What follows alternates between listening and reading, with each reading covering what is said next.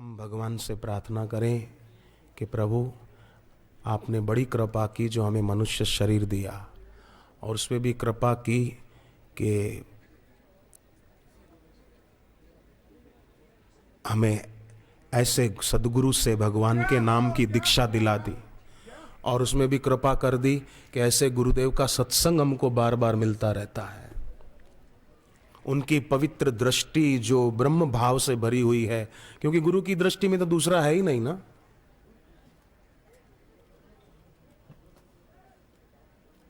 भगवत गीता में आता है 5वें अध्याय में, इहैव तैर्जितः सर्गो येषां साम्ये स्थितम मनः निर्दोषम ही समम ब्रह्म तस्मात् ब्रह्मणि ते स्थिताः। ब्रह्म का स्वभाव निर्दोष है, और उस ब्रह्म को पाए हुए सदगुरु भी निर्दोषम ही समम ब्रह्म तस्मात् ब्रह्मणि ते स्थिताः, वो उसी ब्रह्म में स्थित है, वही ब्रह्म स्वरूप है। तो ऐसे गुरु की ब्रह्म भाव वाली दृष्टि हम लोगों पर पड़े, ये भी भाग्य की बात है। ऐसे ब्रह्मवेता महापुरुष के लिए भगवान कृष्ण भागवत के 11वें स्कंद के 14वें अध्याय के 16वें श्लोक में कहते हैं, निरपेक्षम मुनिम शांतम निर्वैरम समदर्शनम। जो निरपेक्ष हैं, जिनकी कोई अपेक्षा नहीं है। आप देखो बापूजी दीक्षा देते हैं तो पहले ही कहते हैं दीक्षा देंगे तो 2 शर्त है, कोई चीज वस्तु रुपया पैसा नहीं लाएंगे, पहली तो यही कहते हैं। फिर कई बार गुरुदेव कहते हैं कि एक बार ध्यान योग शिविर में आकर और अपनी उन्नति करें आध्यात्मिकता में। तो जो निरपेक्ष हैं, जिनकी कोई अपेक्षा नहीं है, निरपेक्षम मुनिम शांतम, जो शांत आत्मा है, जितात्मा है, प्रसन्न आत्मा है। निर्वैरम, जिनका किसी से वैर नहीं है।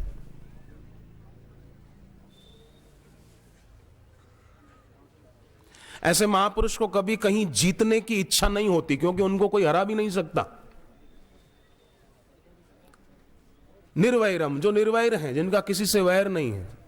निर्वैरम समदर्शनम, जो समदृष्टि है, समवान है। भगवान कहते हैं ऐसे महापुरुष के पीछे पीछे मैं घूमता हूं। तो उद्धव जी ने पूछा आप क्यों पीछे पीछे घूमते हैं? भगवान बोलते हैं, भागवत प्रमाण है 11वां स्कंद, भगवान ने कहा इसलिए मैं पीछे पीछे घूमता हूं ताकि उनके चलने से जो रज उड़ती है वो मेरे ऊपर गिरे और मैं पवित्र हो जाऊं। अनुव्रजा में हम नित्यम पूये त्यंग गणेरुबी। मैं संतन के पीछे जाऊं जहां जहां संत सिधारे। तो आज ऐसे गुरुदेव की कल्याणकारी दृष्टि हम पर पड़ेगी। हम उनसे प्रार्थना करें कि हमारे नेत्र 2 हैं,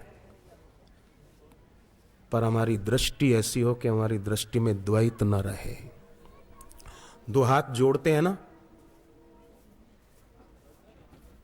प्रार्थना करते समय, घर में या मंदिर में, जहां भी 2 हाथ जोड़ते हैं, इसीलिए कि हमारे जीवन में द्वैत न रहे। हमारी 5 कर्म इंद्रियां और 5 ज्ञान इंद्रियां ये सब पवित्र रहे, ऐसी हमें सद्बुद्धि दो। ऐसे हाथ जोड़कर प्रार्थना करते हैं।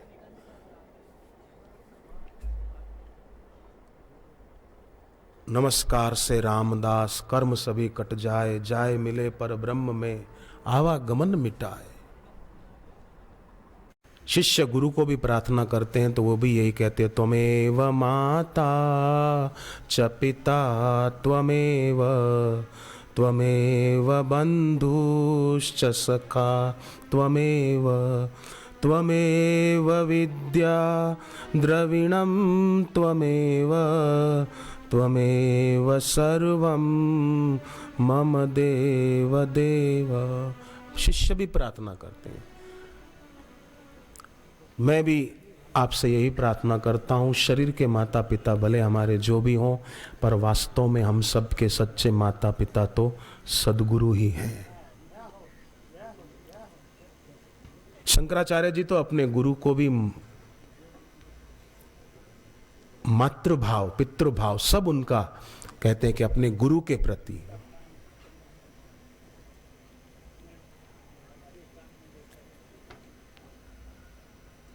अपने गुरु को कहते हैं कि आप केवल मेरी तरफ देख लो बस। स्वामी नमस्ते नतलोक बंधो कारुण्य सिंधो पतितम भवाब्धो।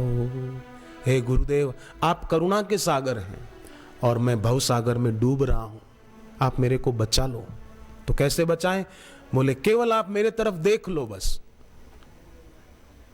इशारा तेरी रहमत का मुझे एक बार मिल जाए, मेरा उजड़ा हुआ चमन गुले गुलजार हो जाए। आप केवल मेरे तरफ देख लो बस। मैं आपको ये नहीं कहता गुरुदेव कि मेरा हाथ पकड़ लो मुझे बचा लो, नहीं नहीं, आप केवल देख लो मेरे तरफ।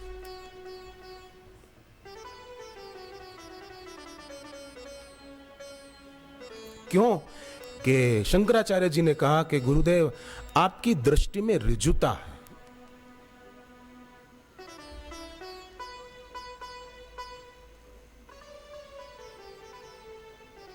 आपकी दृष्टि में पवित्रता है। जैसे गोपियों ने गोपी गीत में भगवान कृष्ण को कहा, प्रहसितम प्रियम प्रेम वीक्षणम। और लोग हमारी तरफ देखते हैं तो उनके देखने में कामना होती है, वासना होती है। पर हे प्रभु, शंकराचार्य जी गुरु को कहते हैं, गोपियां भगवान कृष्ण को कहती है कि आप जब हमारे तरफ देखते हैं तो हमको लगता है प्रहसितम प्रियम प्रेम वीक्षणम। आपका जो प्रेम पूर्वक हमारे तरफ देखना है वो भुलाया नहीं जाता।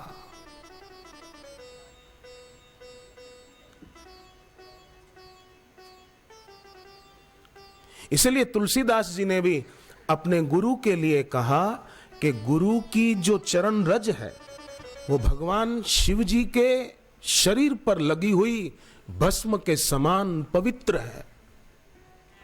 सुकृत संभूतन विमल विभूति मंजुल मंगल मोद प्रसूति। किसी ने तुलसीदास जी को कहा कि आप गुरु की चरण रज को मां क्यों कहते हो? कि गुरु की चरण रज भी मां है, क्यों? तो तुलसीदास जी ने कहा कि जैसे मां बच्चे को जन्म देती है, उसी प्रकार गुरु की चरण रज, गुरु के प्रति भक्ति भावना, वो सुख को जन्म देती है, आनंद को जन्म देती है, कल्याण को जन्म देती है। मंजुल मंगल मोद आनंद प्रसन्नता की वो जनेता है।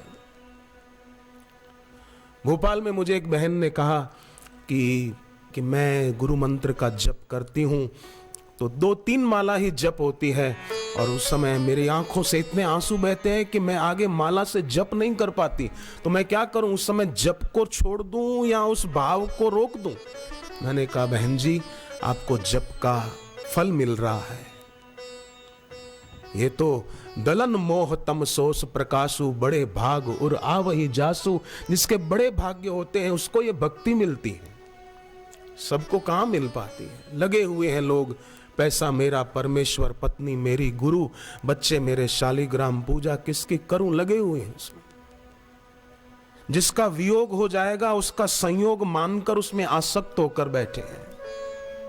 पर जो गुरु से दीक्षित होता है वो समझता है कि जिसका संयोग हुआ है उसका वियोग संयोग काल में ही चल रहा है। जैसे आप और हम मिले हैं तो वियोग शुरू है, फिर अलग भी हो जाएंगे। पर गुरु की ऐसी कृपा होती है कि गुरुदेव हमें उसका अनुभव कराना चाहते हैं जिसका कभी वियोग एक क्षण के लिए भी नहीं होता।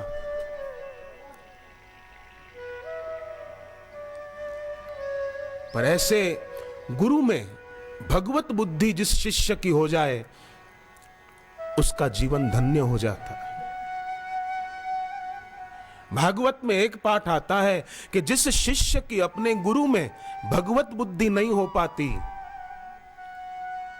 वो शिष्य उस हाथी के समान है कि हाथी गंगा में गया और सूंड में गंगा जल भरकर अपने ऊपर डाला, पर बाहर आया तो सूंड में मिट्टी उठाई और अपने ऊपर डाल दी।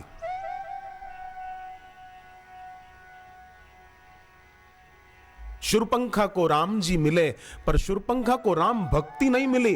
तो राम जी को देखने के बावजूद भी शूर्पणखा कहती है तुम सम पुरुष न मो सम नारी, द्वैत बना रहा उसका।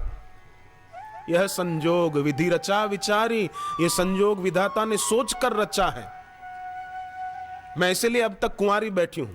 अब तू कुंवारी है, उसकी शादी हो गई थी, उसके पति को रावण नहीं मार डाला था।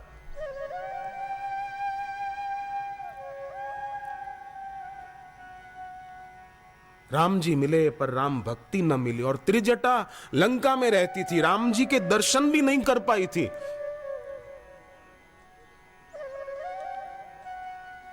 पर उसके दिल में भक्ति बहुत थी। गोस्वामी जी लिखते हैं कि सुंदरकांड में नाम त्रिजटा राक्षसी एका, राम चरण रति निपुण विवेका। त्रिजटा नाम की एक राक्षसी थी, पर भगवान में उसकी भक्ति बहुत थी और विवेक संपन्न थी वो देवी। निपुण विवेका।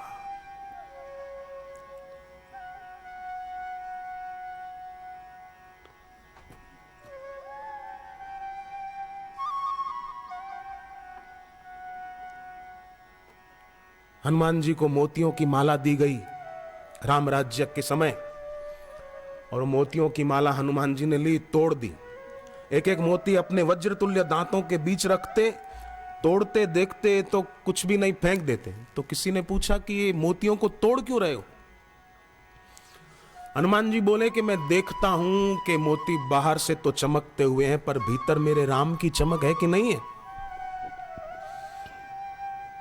मुझे नहीं दिखती, इसलिए मैं फेंक रहा हूं। तो वो माला विभीषण जी लाए थे।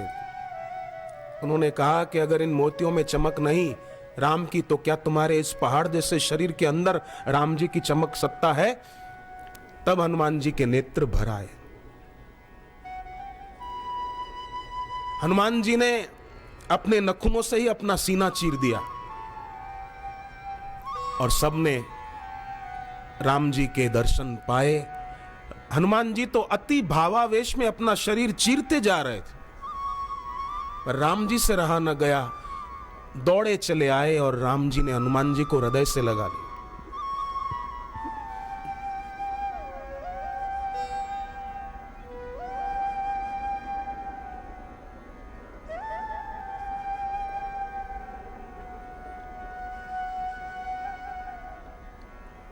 धन मिल जाना बड़ी बात नहीं है, अधिकार मिल जाना बड़ी बात नहीं है, सौंदर्य मिल जाना बड़ी बात नहीं है, परंतु भगवान और भगवान को पाए हुए गुरु मिल जाना वो बड़ी बात है।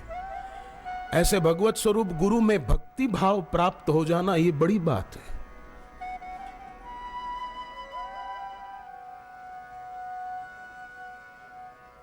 सरल शब्दों में अगर कहूं तो एक ही वाक्य कहूंगा कि ईश्वर ही गुरु के रूप में आकर अपनी प्राप्ति का उपाय बता देते हैं।